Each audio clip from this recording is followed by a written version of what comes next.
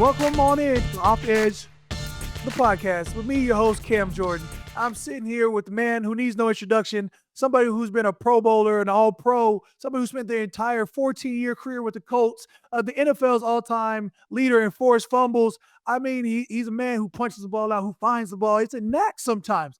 I'm telling you, I still watch film like, how did he do this for such a long time at such a high level?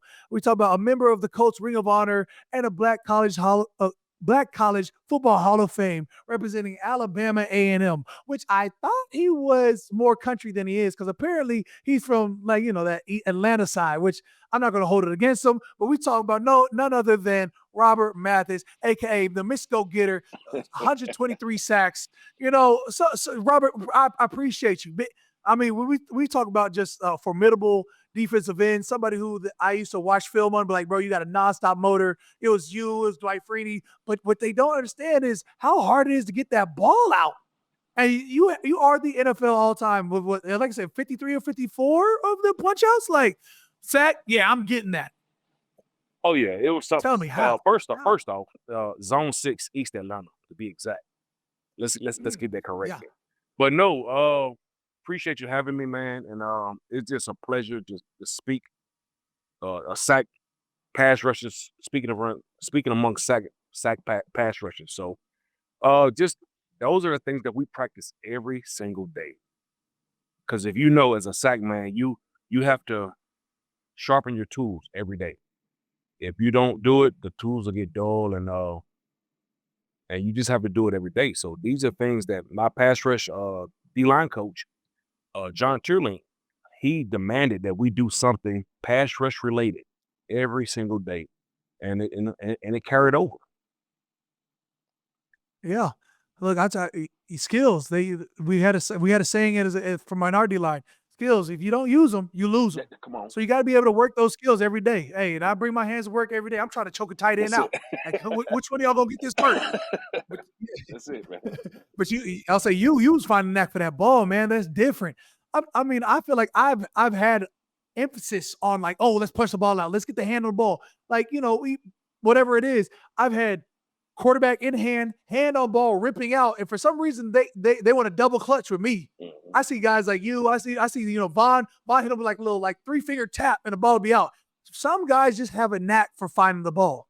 My teammate Chris Rupp had one. Like he slid underneath the tackle, popped up, slapped the ball, and the ball was out immediately. I'm like, bro, I punched the ball, and somehow it's like hit the quarterback's rib cage and he's double clutched it. I'm like, golly.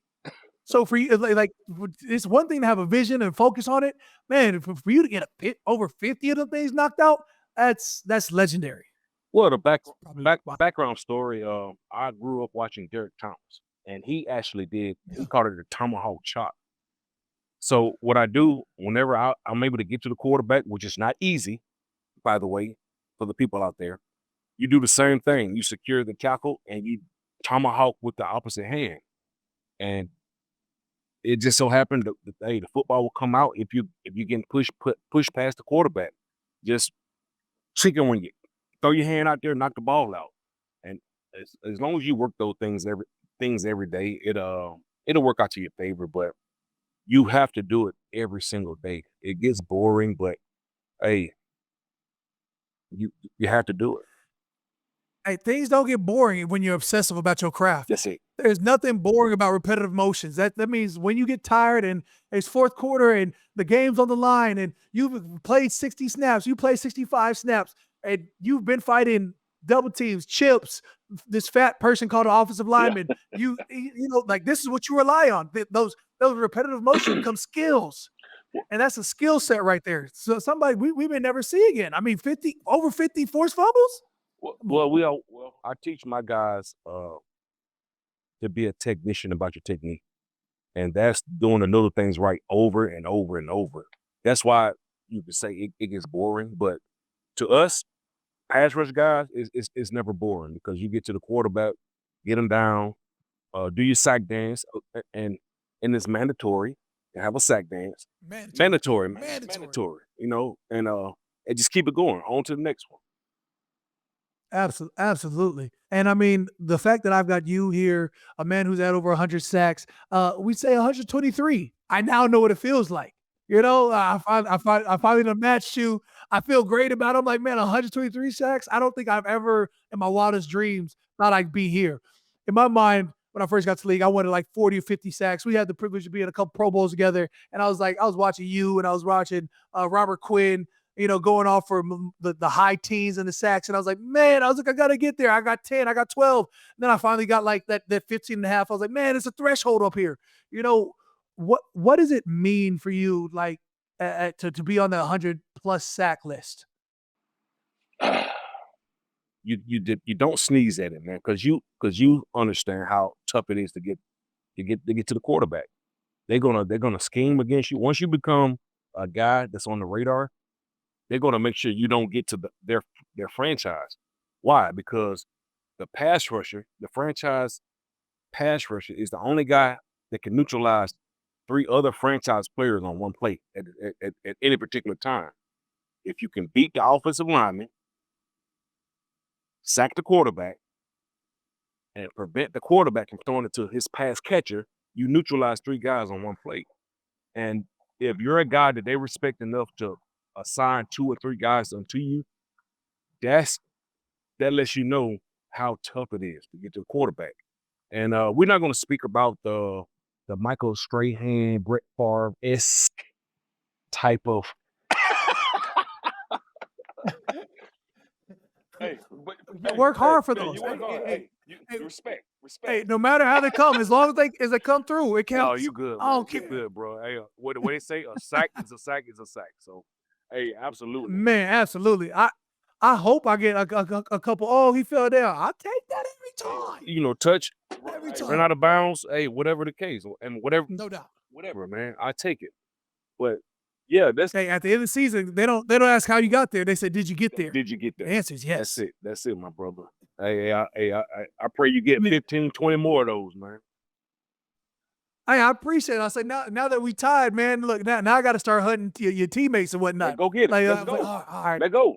man, hey, like, is it crazy to think, like, as you were after you hit that 100 sack threshold, and you started like counting down the guys you're walking down with every sack, and you end up in the pantheon of the 25 greatest pass rushers of all time on that list. Like, what is it? Were you starting to look at those sacks? Would you start like, hey, I need 3 more to pass this guy up, or hey, another one here is going to help me? I didn't Or start. what was your perspective on that? I didn't really. It wasn't really real until you got past like the 110 threshold, because I wanted to get to 100. Like you said, you wanted to get to 50. Once you pass 50, it's okay. I'm gonna start tracking. I'm gonna start tracking walking boys down, and that was the case. And especially with the Colts, it was, Dwight Freeney was he's the guy. He's the Mount Rushmore of pass rushers. And so once I got to striking range, well, I can. Absolutely. Okay, yeah. You're grand. Yeah. So once I got to that threshold, oh man. So and this is a guy that me and him we came up in this game together. So that lets you know, dang, we can we can really make some noise in this thing, man. So that's how it was. You got to the 110s. So now you want to start. Yeah. I'm looking at Get hungry. Derek Thomas. He had 126. I couldn't get there, but hey, Yeah. you have a chance. You're You got a chance, bro. we got a chance. Look, we got 15 games left in the regular season. I'm like, man, I say, okay, we got to really start coming on. Oh, you got I you say, got look, another year or as long two. as You got another year or two. Don't do that. I mean, look, I'm just simply saying what's in front of you. That's We it. have 15 opportunities left in this season. Who knows? This next offseason, I'm like, I got 3 more in me, and be like Calais Campbell heading into year 18. Or it could be like, hey, my wife said I gotta go. Here we go. We will pack this up and head on to the next adventure. But that's just it. With every week, it becomes that much more important. Like this past week, didn't get one and somehow lost this game. And you're like, man, I was like, every one of these plays gets that much more important to you. When it got towards the end, what did you feel? Like, how did you know after 14 seasons you had enough? Well, obviously, your mind tells you you can play however long you desire, which is 20, 25 years, but your body starts talking to you. Every week, it was something going wrong in my body.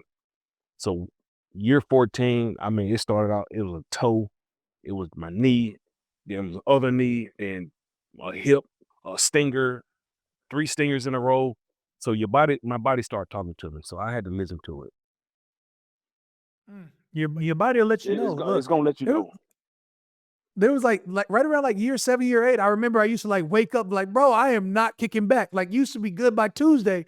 Now it's Thursday. It's Friday. I said, I don't know if I can do this forever now. But some of so you start taking care of your body, the way that you need to go through acupuncture, cupping, dry needles, the electric stim, the body feels good.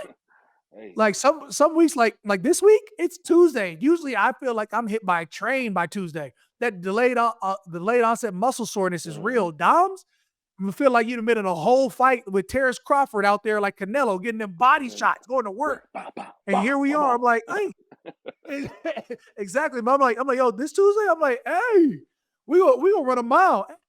We gonna run some sprints. I said, hey, we're back.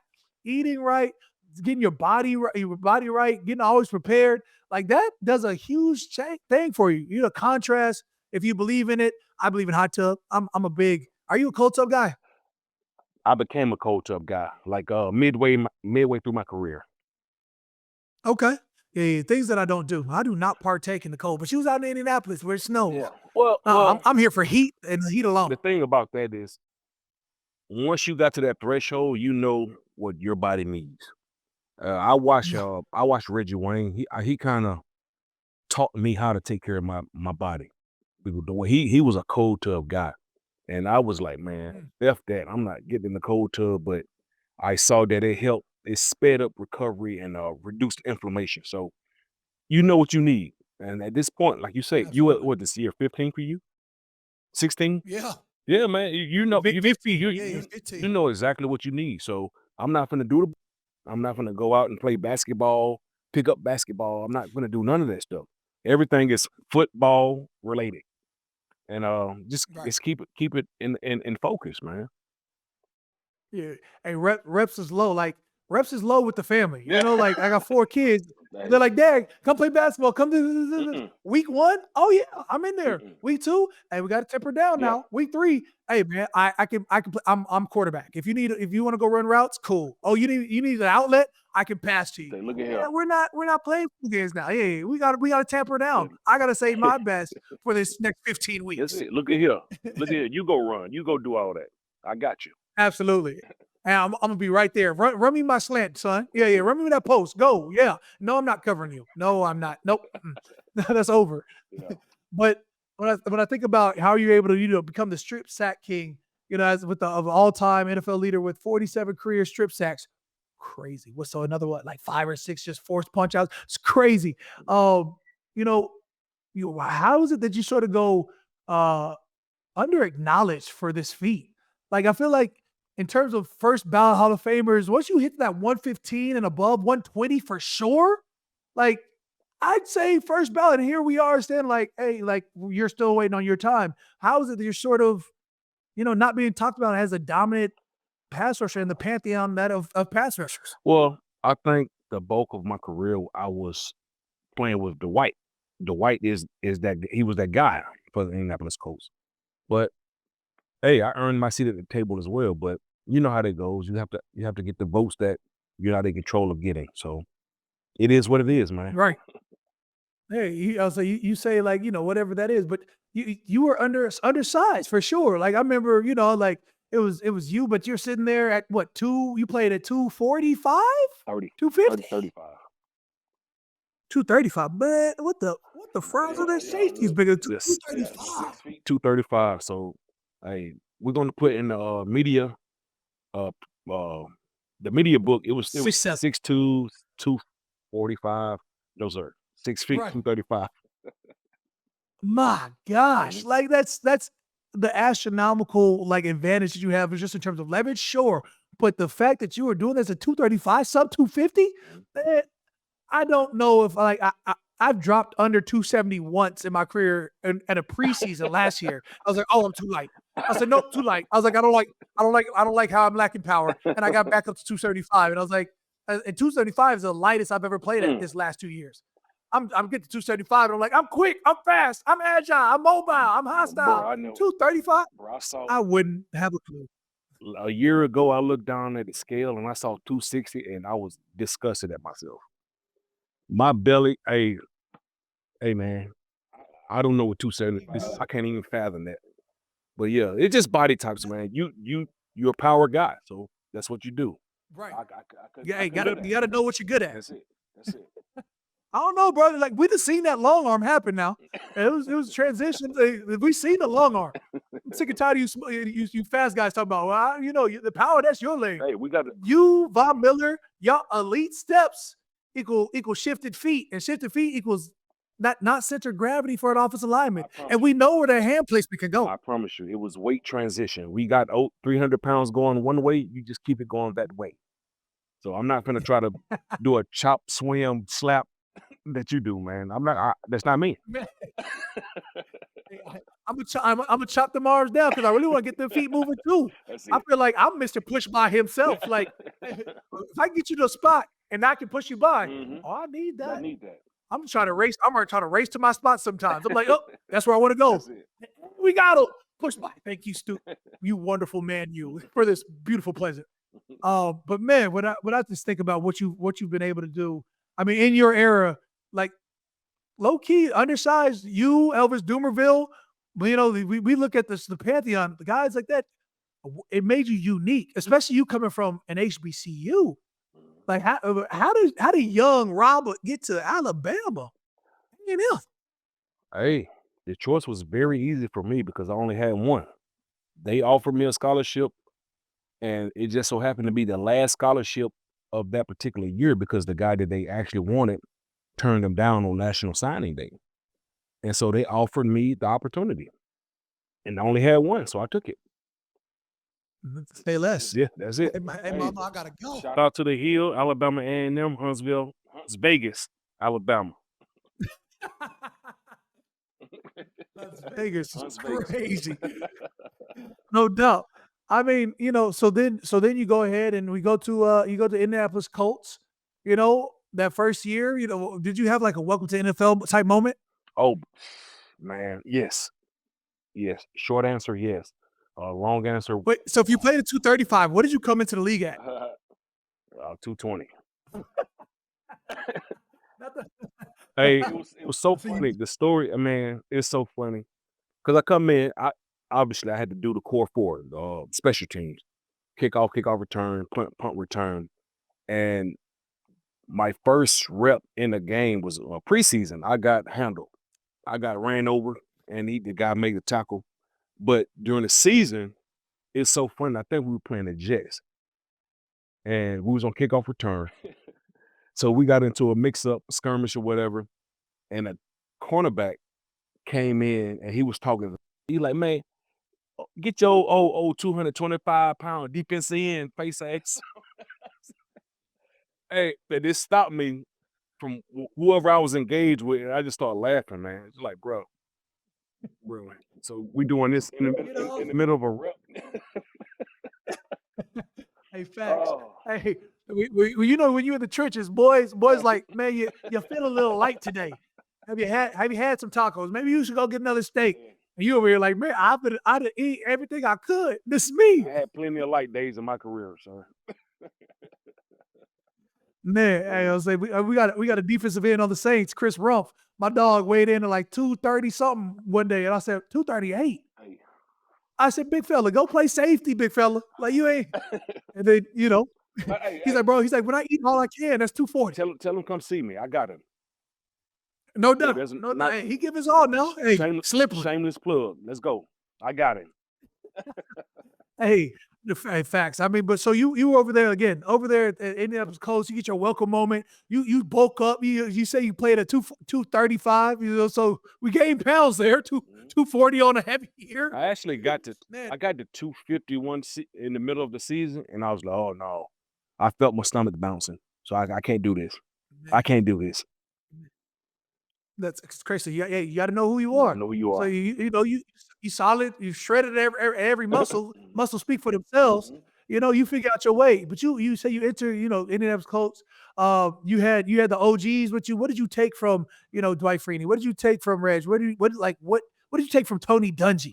Shout out to my guy Tony Dungy. You know what I'm saying? From Coach Dungy, I took no excuses, no explanations.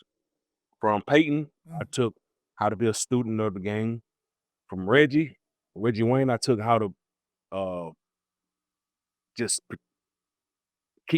prepare my body and just how to preserve my body. From Dwight, I took how to approach the game. He was a 1 year ahead of me, but Dwight is his football IQ, pass rush IQ. I would say nobody is ahead of him. He knows how to dissect um, blocking schemes, uh, chip blocks, uh, the eye. Reading how the quarterback is gonna. How the offensive lineman, their eyes, looking at their eyes, their knees, their mannerisms, things like that. Jeff Saturday, how to be a leader. I came in the era. I joined a team that was full of guys, bro. Just guys, and so I try to take a little bit from everybody that I see that's successful in their particular department, and it was just a good run, man. I hate that the Saints kind of derailed one of those runs, but it's fine. It's fine. I'm over it. I've healed. You got one though. Like it's not like you're 15 years in and you ain't got a Super Bowl. You're 14, you got one early. I'm still hunting. I'm like, are you hunting quarterbacks? Yeah, but also wins. I just want to hunt a win. I've been to an NFC Championship game and we felt like got robbed, but we never got back. So I don't even. I've been to the high part of the mountain. I ain't been to the highest part of the mountain. Indeed, you got robbed, but we're not gonna do that.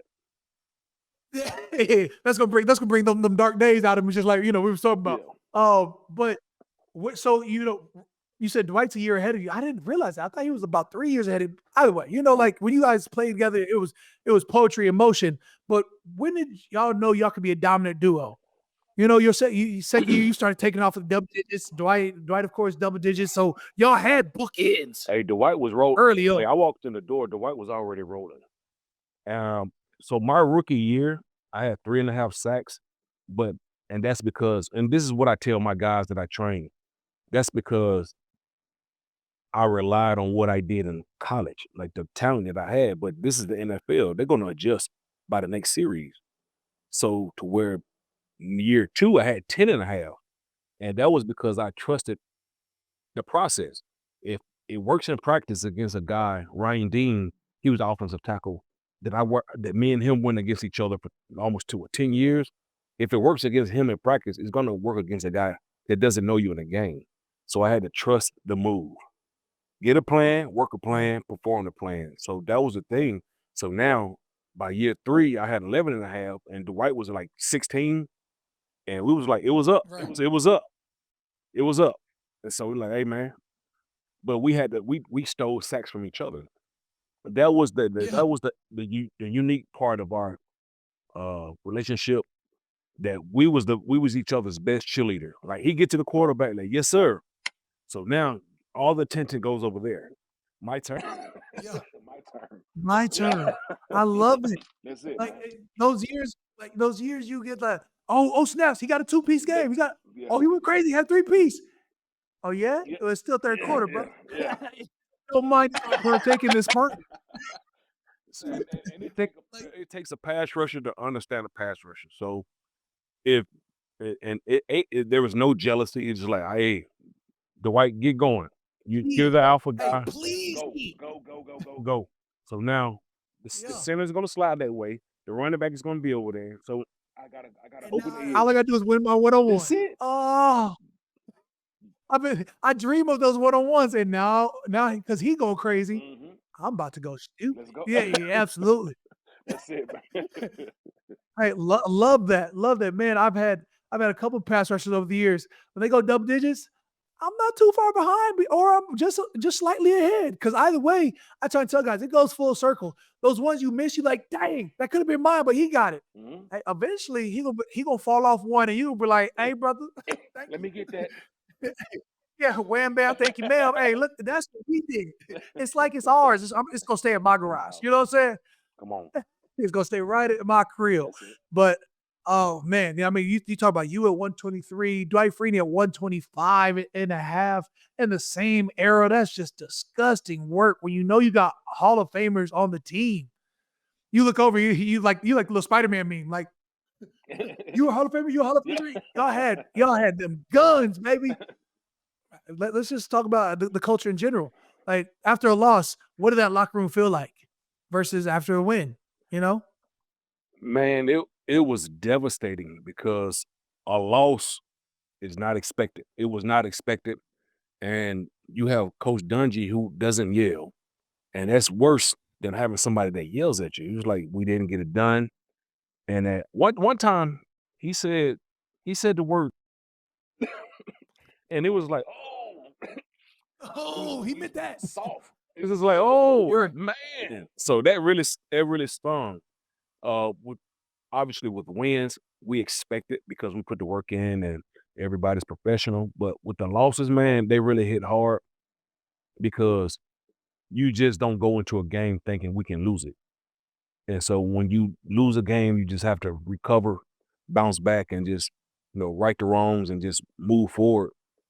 But that was this the locker room with those guys, man, the high caliber elite, just an elite team, man. It was just great, man. It's great for your for production. It's great for the city of Indianapolis, and it was just great for development as a young player. absolutely, man. I appreciate you, man, showing me the peak. I'm eventually I want to get there, but thank you so much for tapping in. Hey, everything that you are, bro. You're a legend in the game. You should be a first ballot, but it's fine. It's all right. You get your time. You definitely gonna get in there. We appreciate you. You know what I'm saying? Thank you for everything.